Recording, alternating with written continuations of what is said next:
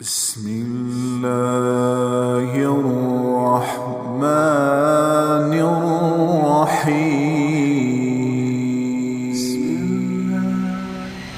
وہ سمد ہے اس نظام کے چلانے میں، سمد اس سارے نظام کو قابو رکھنے میں، سمد بنانے میں، سمد چلانے میں، سمد مٹانے میں، سمد پہاڑوں میں سختی رکھی، پوچھ کوئی نہیں سکتا، لوہے کو سخت کیا، پوچھ کوئی نہیں سکتا، روئی کو نرم کیا، کوئی نہیں پوچھ سکتا، سانپ میں زہر رکھا، کوئی نہیں پوچھ سکتا۔ یہ سب کچھ اللہ کے قبضہ اور قدرت میں ہے۔ تو جب یہ سب کچھ اللہ کا ہے تو اس میں جو کچھ ہوگا وہ کیسے اللہ کی مرضی کے بغیر ہو سکتا ہے؟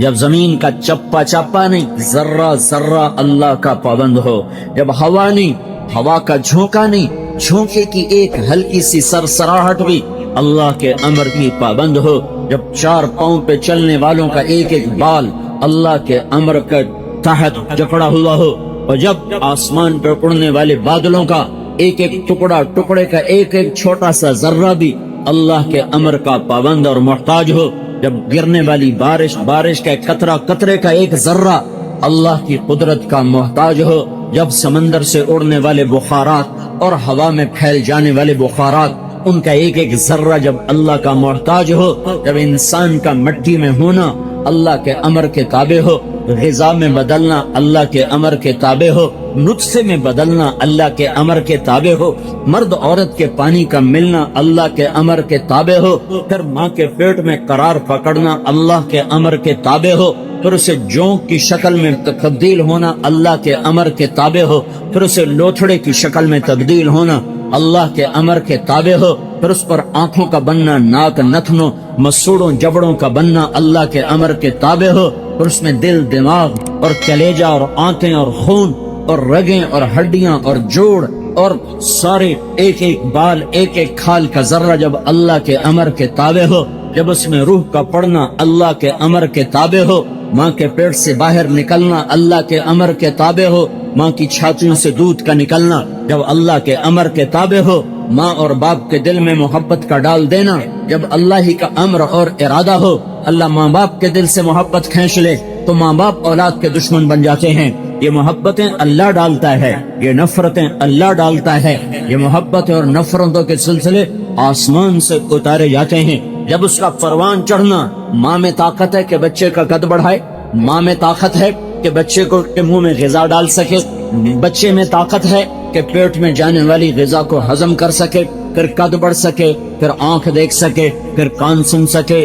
جب وہ نطفے سے مختلف مرحلوں میں چلتا چلتا ہر مرحلے میں اللہ کا غلام ہے، اللہ کے تابع ہے، تو اس پر جو کچھ آنے والا ہے، اس کے ساتھ جو کچھ ہونے والا ہے، کبھی عزت کے روپ میں، کبھی ذلت کی پستیوں میں، کبھی عروج کی چوٹیوں پر، اور کبھی زوال کے گڑھوں میں، کبھی محبت کے چمن میں، کبھی نفرت کی آگ میں، اور کبھی برکتوں کے ڈھیر دیکھے، کبھی بے برکتی کی کالی رات دیکھے کہ پاکستان جیسا زرعی ملک ہو اور کروڑوں ایکڑ آباد زمین ہو اور گندم کے دانے پر لڑائی شروع ہو چکی ہو۔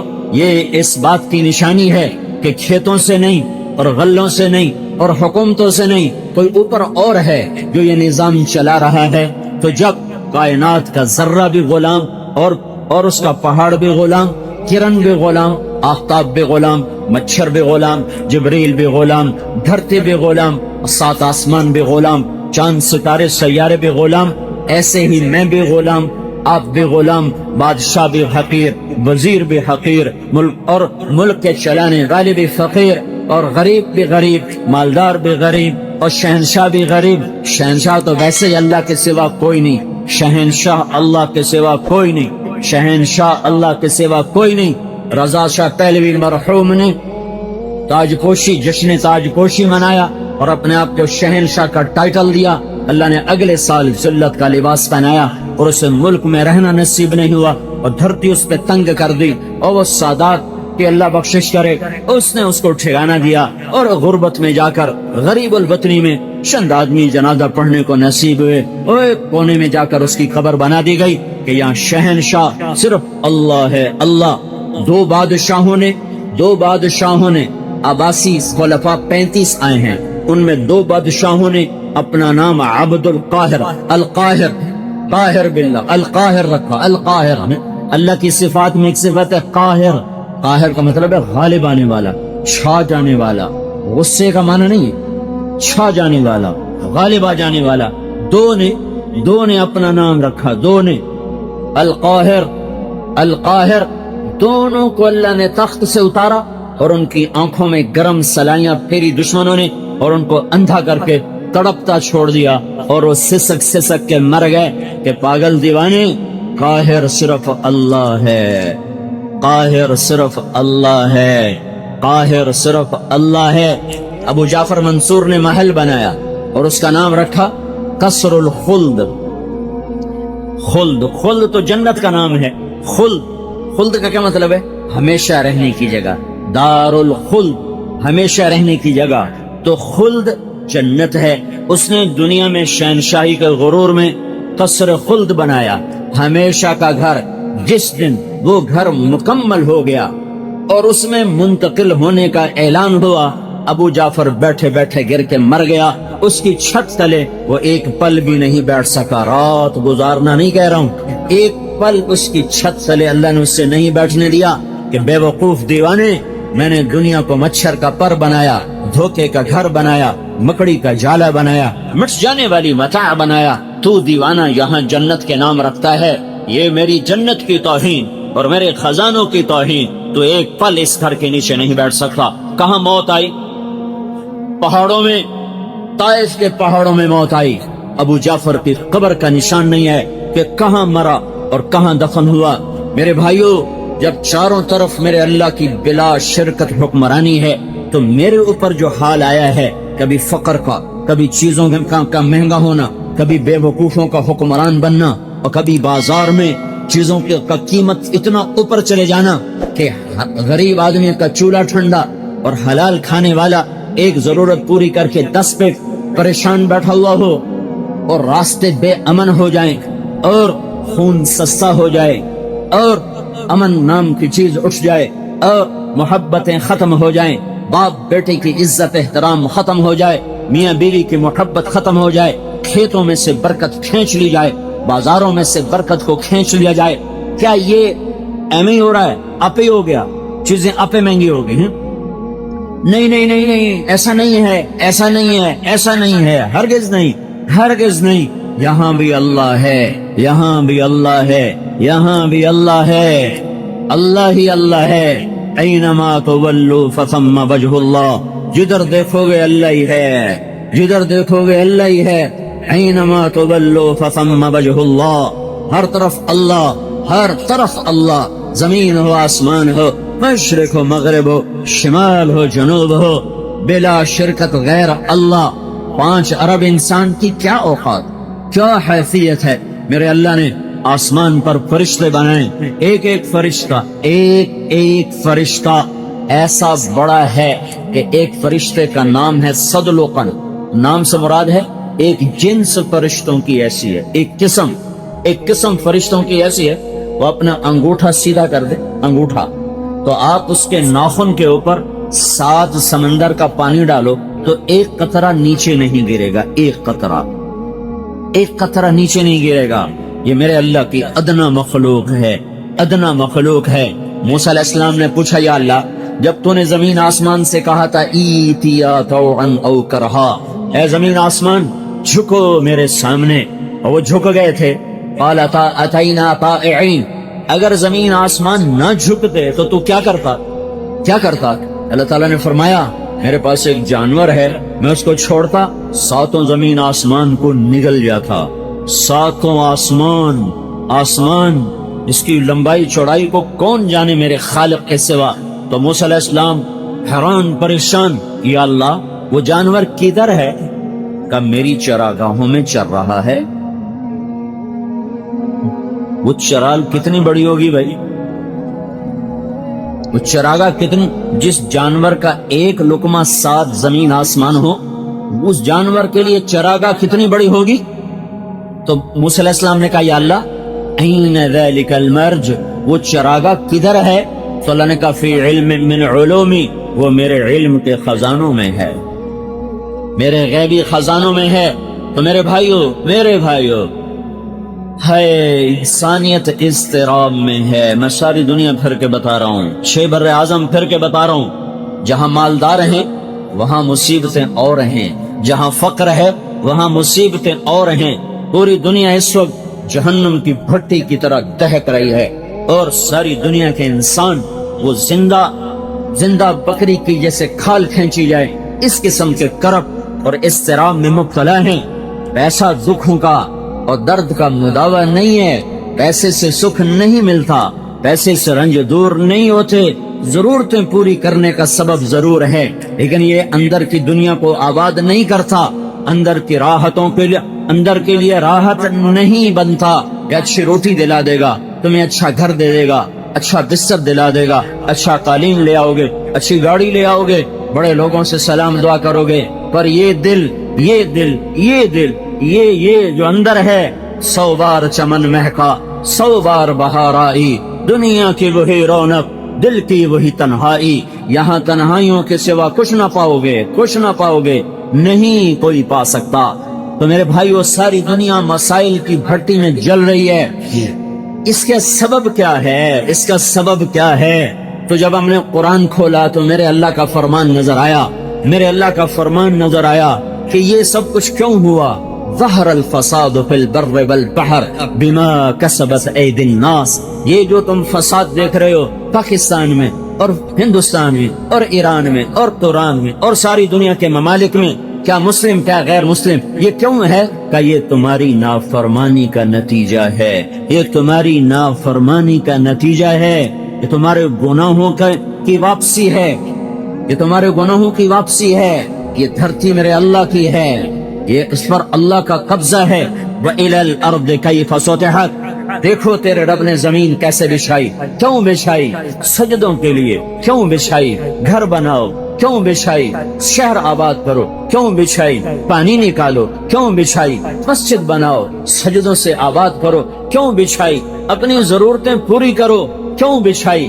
اس لیے نہیں کہ یہاں رقص گاہیں تعمیر ہوں، اس لیے نہیں کہ یہاں گھنگرو چھنکے، اس لیے نہیں کہ یہاں جام چھلکے، اس لیے نہیں کہ یہاں آوارہ بدن تھرکتے نظر آئیں، اس لیے نہیں کہ یہاں خون بہے، اس لیے نہیں کہ یہاں محفل موسیقی قائم ہو، اس لیے نہیں کہ یہاں بازاروں کے بازار سود پہ چلے جائیں، جوئے پہ چلے جائیں، سٹے پہ چلے جائیں، جھوٹ پہ چلے جائیں، خیانت پر چلے جائیں۔ یہ دھرتی اس لیے نہیں تھی کہ یہاں زنا ہو، یہاں شراب ہو، یہاں جوا ہو، یہاں جھوٹ ہو، یہاں قتل و غارت ہو، یہاں ناچ گانے کی محفلیں ہوں۔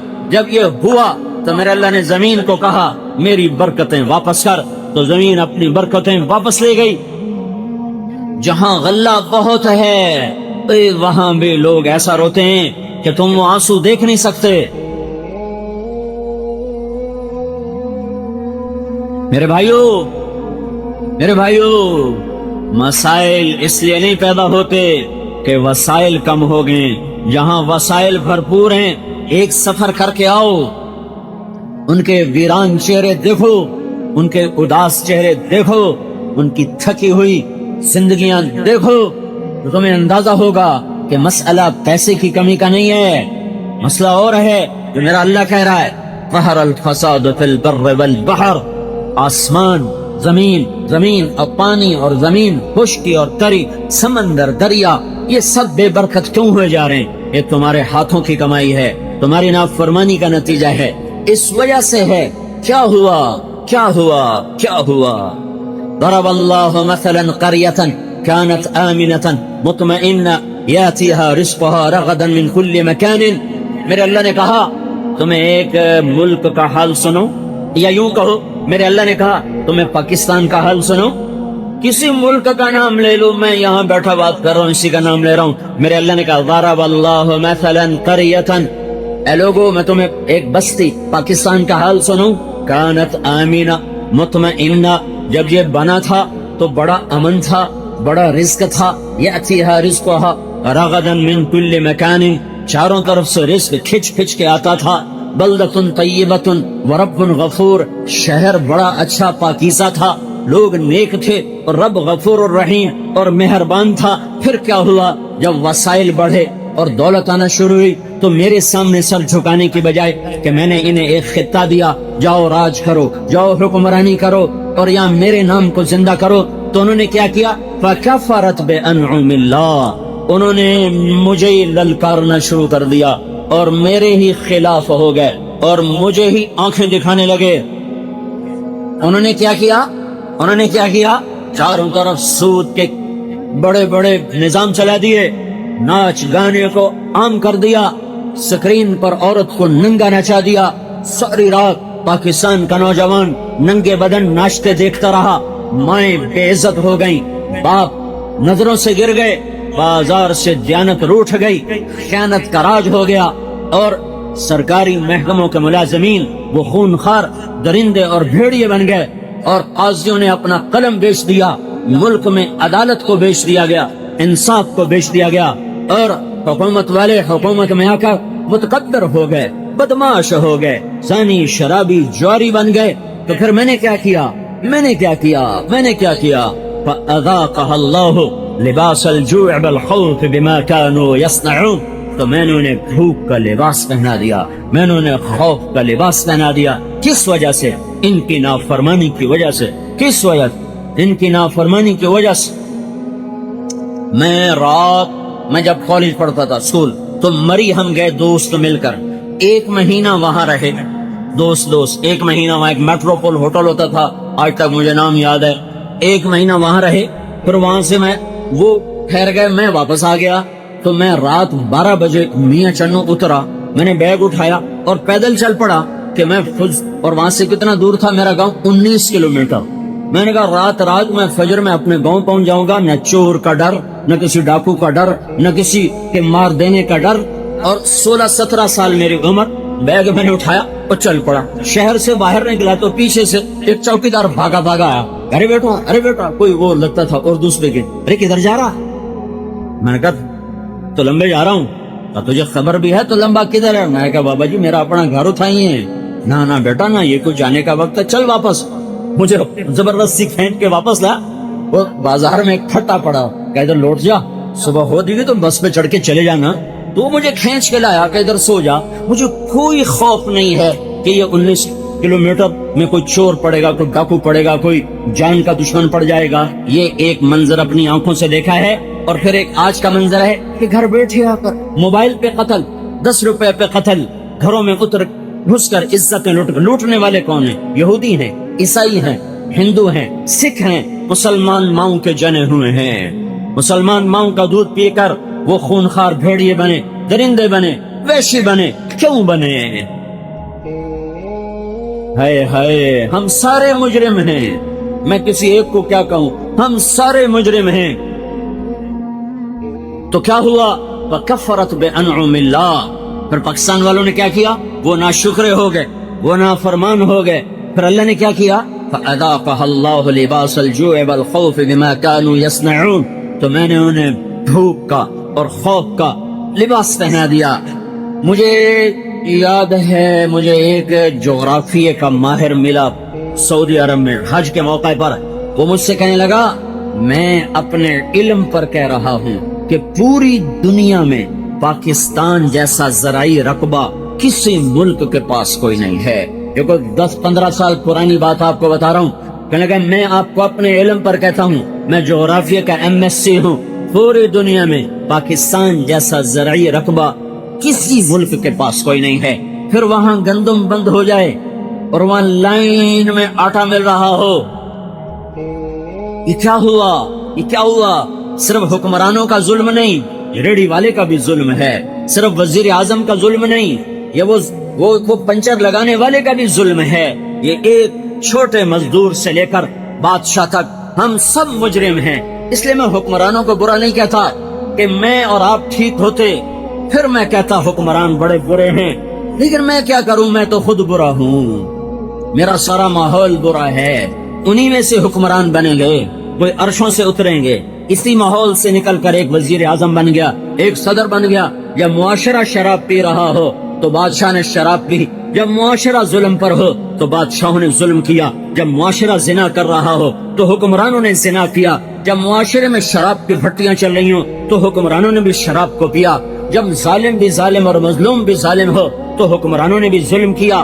ہم سارے مشترکہ مجرم ہیں، کسی ایک طبقے کا جرم نہیں ہے۔ ساری حکومت کی مشینری مل کر 15 لاکھ سے زیادہ نہیں، 20 لاکھ سے زیادہ نہیں، 20 لاکھ چواری بدماش ڈاکو زانب ہوں اور باقی سارے 14 کروڑ اور 80 لاکھ نیک ہوں تو میرے اللہ کی قسم میرا اللہ حالات کو کبھی نہیں بگاڑے گا۔ میں بھی بگڑ گیا، وہ بھی بگڑ گئے۔ جب برائی غالب آ جاتی ہے پھر اللہ حالات کو پلٹا دیتا ہے۔ تو صرف میں کہوں حکمران گندے ہیں، نہیں، میں اپنے گربان کو جب کھول کے دیکھتا ہوں تو تنہا داغ داغ شد، میرا اپنا رواں گناہوں سے تاریک ہے اور سیاہ ہے، میری اپنے روح سے نافرمانی کی بدبو کے بھپکے اٹھ رہے ہیں، تو میں کسی کو کیا کہوں کہ تو بدبودار ہے۔ میرے بھائیو، یہ اجتماعی جرم ہوا ہے،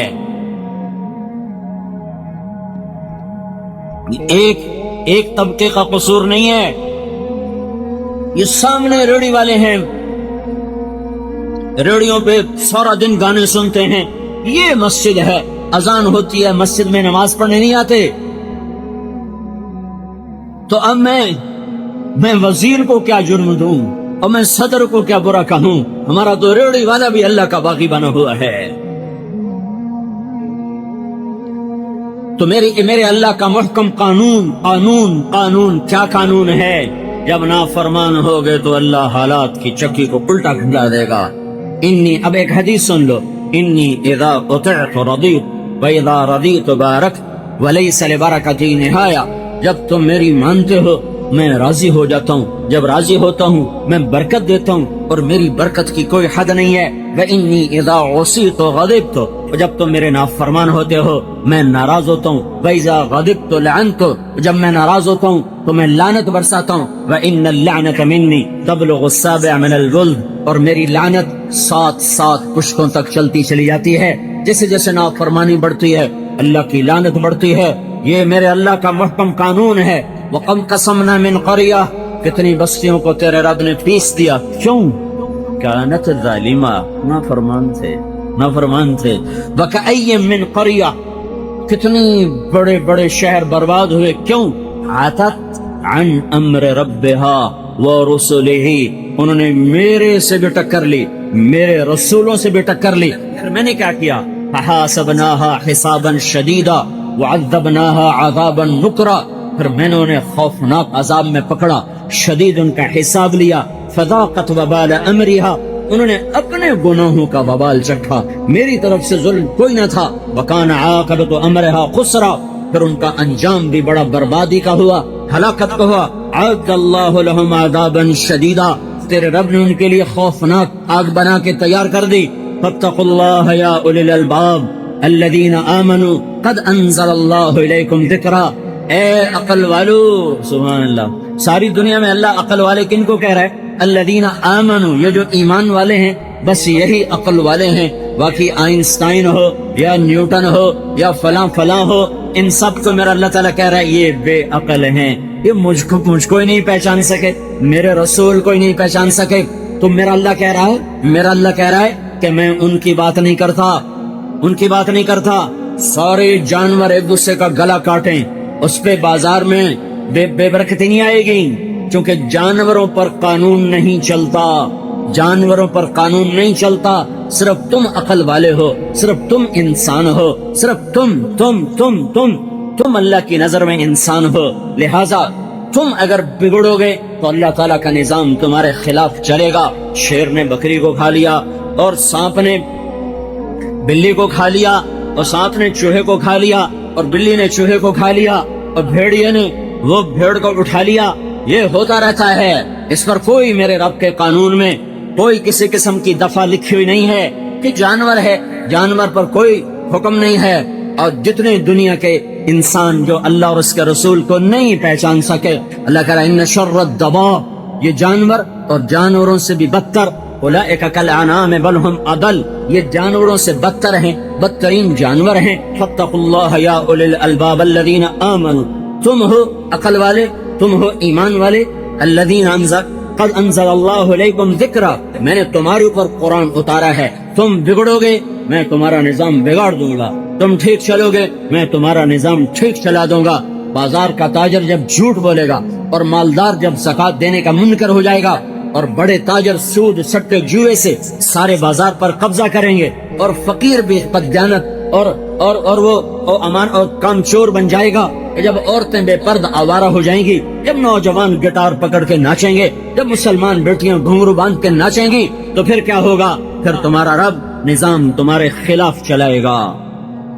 یہ خود بخود نہیں ہو رہا، نہ یہ بیچارے سیاسی حکمران، نہ یہ فوجی حکمران، میرے رب کی قسم، میرے اللہ کی قسم، میرے اللہ کی عزت کی قسم، یہ رائی کے برابر ہمیں نفع نہیں دے سکتے، اور میرے رب کے عزت جلال کی قسم، یہ رائی کے برابر ہمیں نقصان نہیں پہنچا سکتے۔ یہ ہماری زندگی کے مالک نہیں، موت کے مالک نہیں، رزق کے مالک نہیں، یہ ہم سے زیادہ حقیر ہیں، ہم سے زیادہ فقیر ہیں، ہم سے زیادہ خوف زدہ ہیں۔ یہ پہروں میں چلتے ہیں، اس کے بغیر تم خود سوچو، جو چلنے میں پہرے دار کا محتاج ہو تمہیں امن دے گا؟ خود تو سوچو، جو باہر نکلے تو آگے پیچھے پہرے دار ہوں اور بلٹ پروف گاڑیاں ہوں، تم ایسے دیوانوں سے کہتے ہو ملک میں امن قائم کرو، وہ بے وقوف تو خود بے امن ہیں، وہ تمہیں کیا امن دیں گے؟ ان سے نہ آس لگاؤ، نہ ان پر امید لگاؤ، نہ ان کے خلاف کوئی احتجاج کرو، ہاں اپنے خلاف احتجاج کرو، اپنے گناہوں سے توبہ کرو، اپنے گناہوں سے توبہ کرو، اللہ کے آگے سر جھکاؤ، اسے آنسوں سے مناؤ، جب وہ فیصلہ کرے گا نظام تب بدلے گا، حکمرانوں کے بدلنے سے نہیں بدلے گا۔ ہے نادانوں پہ نادان آیا کرتے ہیں، نادانوں پہ عقل مند نہیں آیا کرتے۔ ایک بادشاہ نے، مولانا روم نے حکایت لکھی ہے، ایک نجومی نے بادشاہ سے کہا کل بارش ہوگی، جو پانی پیے گا پاگل ہو جائے گا، اب پانی نہ پینا۔ تو بادشاہ وزیر نے پانی نہیں پیا، رعایا کو کون بتلا تھا؟ رعایا نے پانی پی لیا، ساری رعایا پاگل۔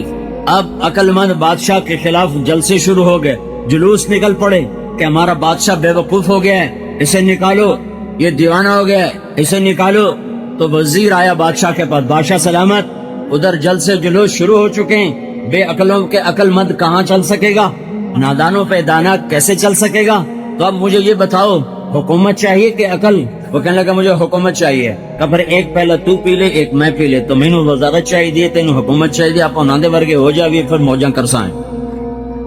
تو ایک پہلا بادشاہ نے پیا، ایک وزیر نے پیا، دونوں پاگل ہو گئے۔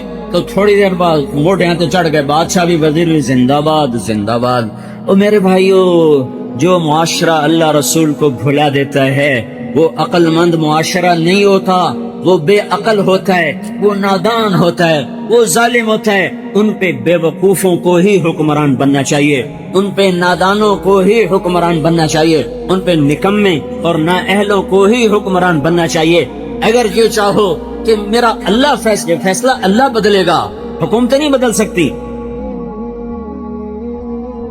ایک فرشتہ آسمان سے اترتا ہے، بیت اللہ کی چھت پر اترتا ہے، اور آج جمعے کے دن کیا ہوگا ساری دنیا میں اس کا اعلان کر کے جاتا ہے، یہاں تک کہ چیزوں کے ریٹ بتا کے جاتا، فلاں چیز فلاں ملک فلاں بازار میں اس بھاؤ پہ ہوگی، اس بھاؤ پہ ہوگی، یہ چیز مہنگی ہوگی، یہ چیز سستی ہوگی۔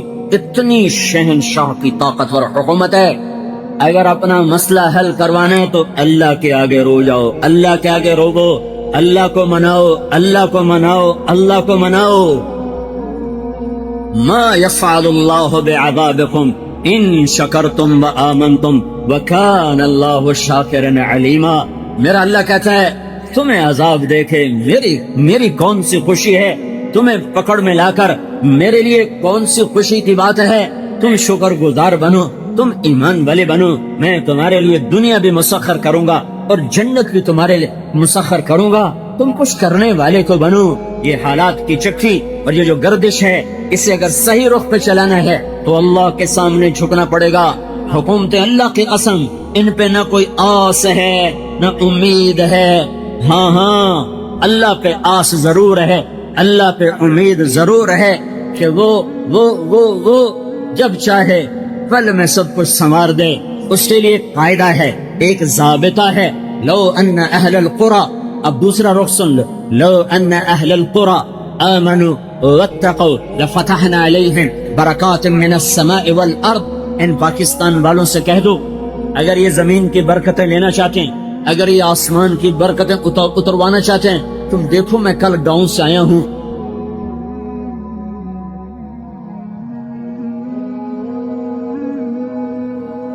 اور گندم کھیتوں میں پڑی ہوئی, پہلے ہوئی تھوڑی ہے. میں ذمہ دار ہوں, گندم تھوڑی ہوئی ہے اور اوپر سے بارش ہو رہی ہے. جو ہوئی ہے میرا اللہ اس پر بھی اپنی ناراضگی کا اظہار کر کے بتا رہا ہے, او دیوانو, یہ جلسے جلوس کی سیاست چھوڑو, میرے آگے سر جھکاؤ. حکمرانوں کو چھوڑ دو, انہیں کرنے دو حکومت, یہ بندر باٹ انہیں کرنے دو. کیا یہ نہیں مریں گے؟ کیا اللہ کا دربار نہ سجے گا؟ کیا یزید و حسین کا فیصلہ نہ ہوگا؟ کیا شمر اور آل رسول میں ترازو نہ تولا جائے گا؟ کیا ظالم اور مظلوم کے لیے کوئی ترازو نہیں ہے؟ ہوگا. اس دن میرا اللہ فیصلہ کرنے والا ہوگا. مظلوم بن جاؤ, حسین کے ساتھ اٹھائے جاؤ گے, حسین کی آل کے ساتھ اٹھائے جاؤ گے. مظلوم بن جاؤ, نہ ظالم بنو, نہ ظالم کے ساتھی بنو, نہ ظالموں کو کندھوں پہ اٹھاؤ. اپنے رب کے سامنے گر جاؤ اور سر جھکاؤ اور رو رو کے مانگو. میرا اللہ کہہ رہا ہے, یہ جلسوں کی سیاست, یہ جلوسوں کی سیاست تمہیں کہاں پہنچا چکی ہے؟ تم کہاں آ چکے ہو کہ اتنے بڑے زرعی ملک میں روٹی نہیں, اور جو آئی ہے تو اوپر اللہ بارش برسا رہا ہے, اعلان کر رہا ہے, او میرے بندو میں ناراض ہوں, مجھے راضی کرو. اے پاکستان والوں, میں ناراض ہوں. لو ان اہل القرى آمنوا واتقوا, تم دو کام کرو, ایک ایمان بناؤ, ایک تقوی بناؤ, پھر کیا ہوگا؟ لفتحنا علیہم برکات من السماء والارض, زمین آسمان کی برکتوں کے دروازے میں تمہارے لیے کھول دوں گا. موسیٰ علیہ السلام نے پوچھا, یا اللہ جب تو ناراض ہوتا ہے تو ہمیں کیسے پتا چلے کہ تو ناراض ہو گیا ہے؟ تو پاکستان والوں پر ناراض ہے, ہمیں کیسے پتا چلے گا؟ تو اللہ تعالیٰ نے فرمایا, امطر علیہم ابان حصادہم وامنعہ ابان زرعہم. جب وہ کھیتی کاٹتے ہیں اور دانہ نکالنے کے لیے ڈھیر لگاتے ہیں تو میں اوپر بارشیں برسانی شروع کر دیتا ہوں, اور میں بتاتا ہوں کہ میں ناراض ہوں, میں راضی کر لو. اور جب وہ کاشت کرتے ہیں اور زمین پانی مانگتی ہے اور دانہ نرم ہو کر نکلنے کے لیے پانی چاہتا ہے تو میں بادلوں کو روک لیتا ہوں. یصرفہ عن من یشاء, ہٹ جاؤ, مت جاؤ. یہ میری نشانی ہے کہ میں ناراض ہو چکا ہوں. یا اللہ کیا نشانی ہے؟ جب تو ناراض ہوتا ہے تب پکی فصلوں پہ بارش کرتا ہوں, کٹی کھیتیوں پہ بارش کرتا ہوں. کتنے ڈھیر میں کل آیا ہوں, ڈھیر گندم کے پڑے ہوئے, ابھی نکلنا باقی ہے, اور اوپر بارش پہلے ہوئی تھوڑی, اوپر کورا پڑا, دانا ہر گیا. پھر ایسا ملتان میں, میرے ضلع میں -4 ٹیمپریچر ہو گیا. میں ملتان کا ہوں, زندگی گرمی کی دیکھا, بچپن سے آج تک گرمی دیکھی, ایسی سردی کہ ساری گندم کے اندر سے رس ختم ہو کے رہ گیا, اور دانا ختم ہو گیا. اوپر جب کٹی ہے تو میرے اللہ کی بارش ہے. میرا اللہ ظالم نہیں ہے. یہ دعا دو وہ کملی والا, وہ مدینے والا, وہ محمد عربی, وہ محمدی مکی مدنی, وہ حجازی قرازی, وہ محمد بن عبداللہ, وہ قریشی جو ساری رات رویا اور اپنے رب کو منایا کہ میری امت کو بندر خنزیر نہ بنانا, میری امت پر آسمان سے پتھر نہ برسانا. اور اس کے آنسوؤں نے میرے اللہ کے عذاب کو روکا, ورنہ صرف تمہارے بازاروں سے آٹا نہ ختم ہوتا تو میں اور تم بندر خنزیر ہوتے. ہمارے بازاروں میں چیزیں نہ مہنگی ہوتی, میں اور تم پر پتھر برستے اور زمین پھٹتی اور ہم دھسا دیے جاتے, اور ہوائیں چلتی اور ہم اڑا دیے جاتے, اور سمندر بکھرتے اور ہم بہا دیے جاتے. دعا دو اس کو جو پیٹ پہ پتھر باندھ کے اور ساری زندگی رو اللہ سے منا گیا کہ جو کچھ کرنا ہے کرنا, اور انہیں بندر نہ بنانا, انہیں خنزیر نہ بنانا, ان پہ پتھر نہ برسانا, انہیں زمین میں نہ دھسانا.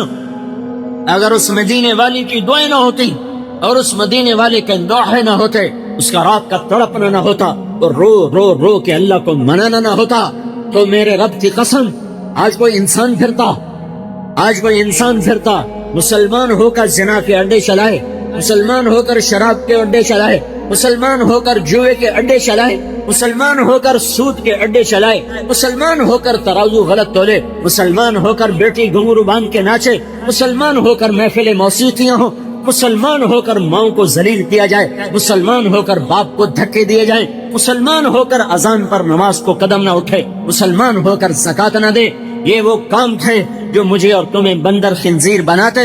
دعا دو، دعا دو۔ ہائے ہائے، ساری زندگی روتے ہی گزار تھی، اتنا رویا کہ میرے اللہ کو کہنا پڑا ہے۔ جب بچہ زیادہ پڑھنے لگ جائے نا تو ماں باپ کہتے بیٹا تھوڑا آرام بھی کر، تھوڑا آرام بھی کر۔ میرے نبی نے اتنا دکھ اٹھایا، اتنا رویا کہ میرے اللہ کو کہنا پڑا فلا تذهب نفسك عليهم عسرات۔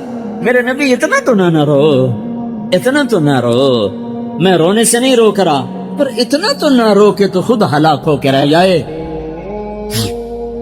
یہ اس کی دعائیں ہیں جو بیچ میں آ جاتی ہیں، نہیں تو کب کی زمین پلٹ چکی ہوتی، زمین تو کب سے بے قرار ہے، اجازت دے تو پلٹا لے جاؤں، پانی کب سے بے قرار ہیں، اجازت ہو تو ہم اچھل جائیں، بکھر جائیں، ہوائیں کب کی بے قرار ہیں، اجازت ہو تو ہم پاگل ہو جائیں۔ تو میرا اللہ ہے، میرا اللہ ہے جو کہتا ہے چھوڑو چھوڑو، دعوا عبدی فانا اعلم بعبدی منکم، خاموش خاموش خاموش، اپنی اپنی جگہ پہ کام کرو، میں اس امت کی توبہ کا انتظار کر رہا۔ کبھی تو یہ ظالم توبہ کرے گا، کبھی تو یہ توبہ کریں گے، جب توبہ کریں گے میرا دروازہ کھلا ہوا پائیں گے۔ تو میرے بھائیوں، میرے اللہ کا قانون، لو ان اہل القرى آمنوا واتقوا، پاکستان والوں سے کہو ایمان بنائیں، تقوی بنائیں اور میرے حبیب کی غلامی میں آئیں، لفتحنا علیہم برکات من السماء والارض، میں ان پر زمین آسمان کی برکتوں کے دروازے کھول دوں گا۔ اور جب اللہ کھولے گا تو روک لیں گی ایٹمی طاقتیں، جب اللہ کھولے گا تو سیاسی پارٹیاں روک لیں گی، جب اللہ کھولے گا تو بددیانت حکومت روک لے گی، اور جب اللہ بند کرے گا تو پھر کون کھولے، جب اللہ روک لے گا تو پھر کون دے۔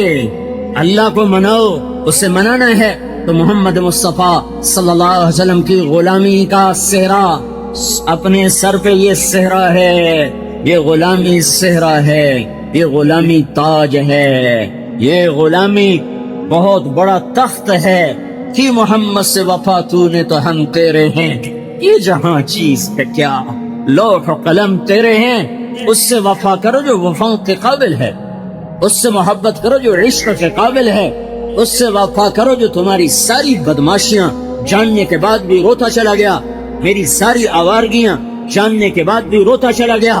اور صحابہ تو جنتی، آل رسول جنت کے سردار، اور بیویاں ساری امت کی مائیں، تو پھر اب یہ ساری رات کا رونا کیوں ہے؟ وَكُلًّا وَعَدَ اللَّهُ الْحُسْنَى، سارے صحابہ جنتی، ازواجہ امہاتہم، ساری بیویاں امت کی مائیں، ساری بیویاں امت کی مائیں، حسن حسین جنت کے سردار، فاطمہ جنت کی عورتوں کی سردار، علی کا گھر نبی کے گھر کے سامنے، یہ میں نے حدیثوں کا ترجمہ کر کے بتا دی۔ حضرت عقبہ بن نافع افریقہ میں داخل ہوئے، تیونس کے ساحل پر اترے، بربر قوم آباد تھی، ان سے جہاد کیا، ان کو اسلام کی دعوت دی، پھر ان سے پوچھتے آگے کوئی ہے تو وہ بتاتے بھی نہیں، پھر ان سے آگے چلے، پھر آگے چلے، پھر آگے چلے اور مراکش تک پہنچ گئے۔ یہ ہزاروں کلومیٹر کا سفر، اس میں صحرائے اعظم بھی آتا ہے، اس کو بھی پار کیا، اور سمندر جب سامنے دیکھا تو ایک ٹھنڈی آہ نکلی اور کہنے لگے اس سمندر نے میرا راستہ روک لیا، اگر مجھے پتا ہوتا اس سے آگے بھی اللہ کے بندے ہیں تو میں ان کو بھی جا کر اللہ کا پیغام سناتا، اور وہاں سے واپسی پر شہید ہوئے، وہیں قبر بنی۔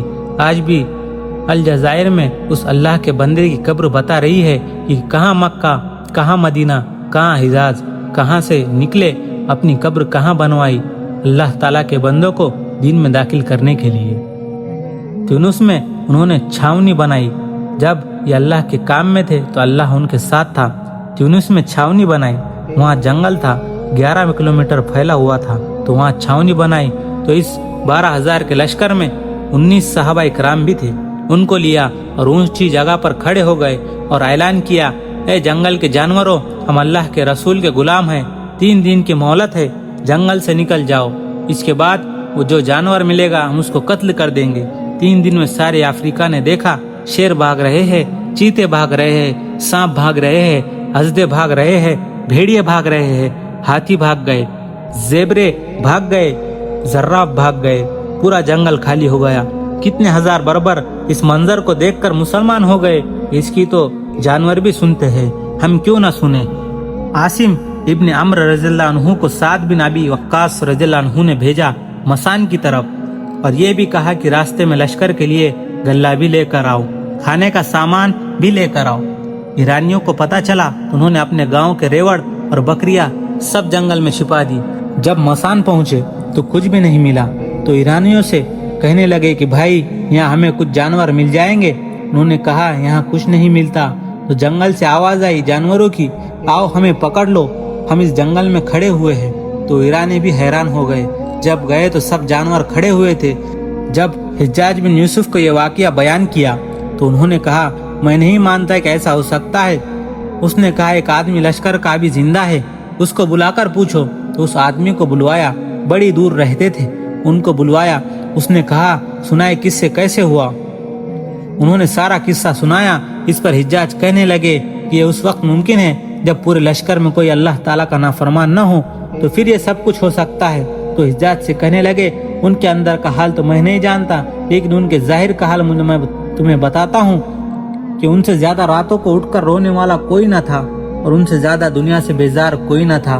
उस लश्कर में 3 आदमियों पर शक किया गया कि उनकी नीयत ठीक नहीं। ये वो लोग थे जो पहले मुसलमान थे, फिर मुर्तिद हो गए, फिर दोबारा मुसलमान हो गए।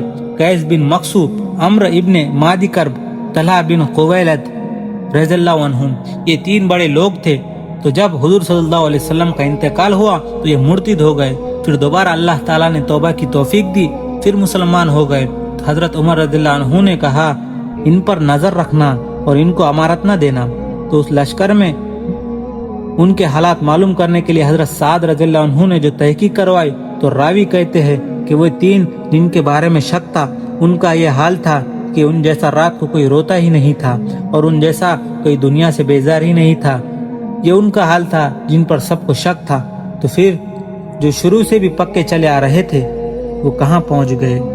अल्लाह ताला ने दीन मुकम्मल किया, उसकी हिफाजत की, फिर एक पाकीज़ा जमात तैयार की। उन्होंने उसको अल्लाह ताला के महबूब से मीना के वादी में ले लिया और आपकी वफात के बाद सिर्फ 90 हिजरी में इस्लाम की आवाज़ दबेलपुर तक पहुंची, कश्मीर तक पहुंची।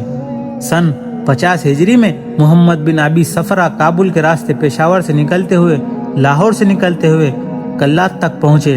कल्लात में 7 सहाबा ताबईन कराम आज भी पहाड़ के दामन में सोए हुए हैं और मोहम्मद बिन कासिम रहमतुल्लाह अलैह सन 90 हिजरी में वो देवल के रास्ते से सिंध आए और मुल्तान तक पहुंचे, दबेलपुर तक पहुंचे और इधर कैतिबा बिन मुस्लिम अल बाहिली काशगंज तक पहुंचे और हजरत अब्दुर्रहमान बिन अब्बास, उकबा बिन नाफे, अबू जामा अंसारी, अबू लबाबा अंसारी, रवीफा अंसारी, ये वो सहाबा इकराम हैं जो शुमाली अफ्रीका, लीबिया, मराकश, अल जज़ाइर और ट्यूनस पहुंचे। इन सब मुकामात के अंदर उनकी कब्र फैली। उकबा बिन नाफे अल जज़ाइर में दफन हुए, अबू जामा ट्यूनस में दफन हुए, अब्दुर्रहमान बिन अब्बास, माबद बिन अब्बास ये शुमाली अफ्रीका में दफन हुए। हजरत अब्दुर्रहमान जुनूबी फ्रांस, पेरिस से जुनूब की जानिब 200-250 किलोमीटर दूर उनकी कब्र बनी। असद इब्ने सिराज इटली के नीचे जजीरा है सिसली, वहाँ उनकी कब्र बनी। कसम बिन अब्बास की सफरकंद में कब्र बनी। रबी बिन जैद हारसी की सजिस्तान में कब्र बनी। अबू अयूब अंसारी रज़ियल्लाहु अन्हु की इस्तांबुल में कब्र बनी। अबू तलहा अंसारी की बहिरा रोम में कब्र बनी। बरा बिन मालिक की तुस्तुर में कब्र बनी। नौमान बिन की नहमद में कब्र बनी।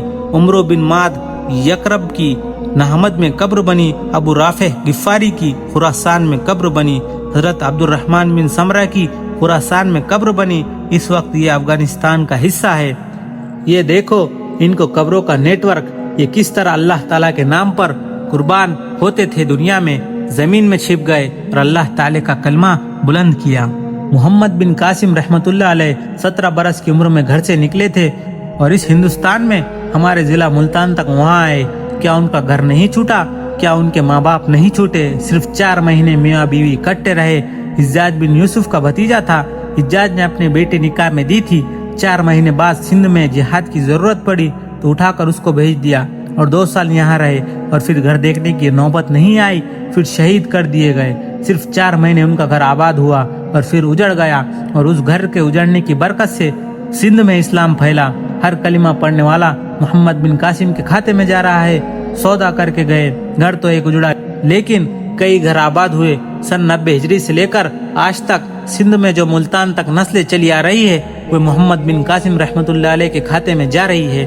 جب وہ اپنے لوگوں کے ہاتھوں سے قتل کیے گئے تو انہوں نے شعر پڑھا تھا، اگر قربانیاں نہ دیتے تو یہاں تک کیسے اسلام پہنچتا۔ ان کی قربانیوں نے نسلوں کی نسلوں کو اسلام میں داخل کر دیا۔ ان کی بیوی بچے بھی تھے، ان کے جذبات بھی تھے۔